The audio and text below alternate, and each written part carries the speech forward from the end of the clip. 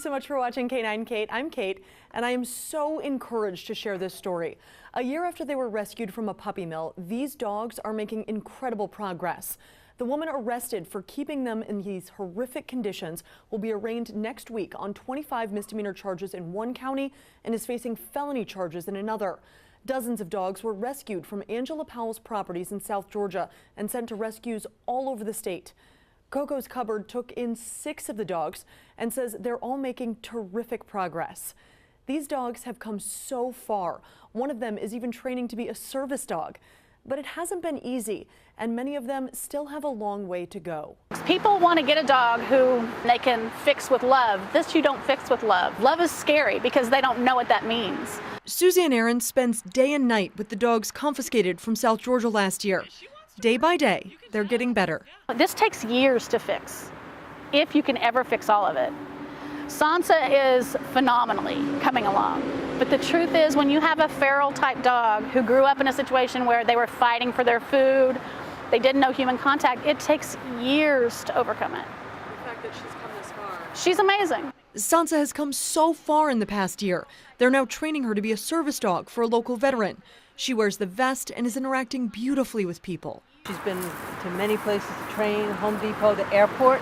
Yep. She went to the airport, made a big trip in the airport, which was great. But not all of the dogs are success stories.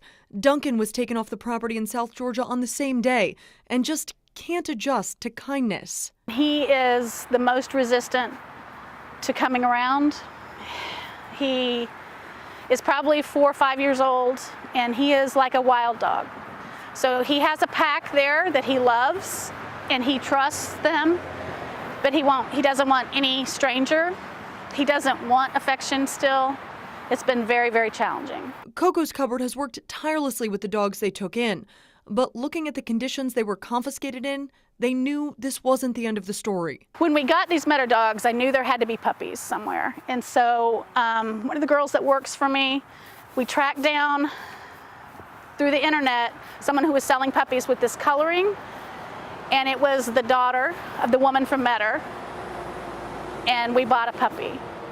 You got him? Okay, good. We didn't tell her who we were, but we did buy the puppy. I have the paperwork that has both their names on it. You can tell from the coloring, it's obvious that they're from the same bloodline somewhere, but they're so diluted because they were just openly breeding. It's just terrible. The rescue group bought 2 dogs from a breeder identified as Angela Powell's daughter on paperwork. They spent $1,200 each on 2 puppies to make sure those dogs have a good life too. But just buying them isn't enough. Danny, even though she's been with us since she was 8 weeks old, is still a little squirrely. So part of that is genetics. You know, they talk about nature versus nurture. There's so much you can do to help these dogs, but part of that is genetic. So what Danny is, she loves to learn, but there's still, in new situations or new people, she's still skittish and frightful.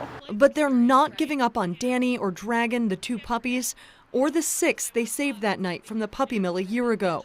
They believe all of them deserve a chance. It is amazing, and to us it's like the ultimate success story for them. Angela Powell will be arraigned in Montgomery County for her misdemeanor charges on December 11th. The felonies are still working their way through the court system, but if convicted, she could be facing years in prison.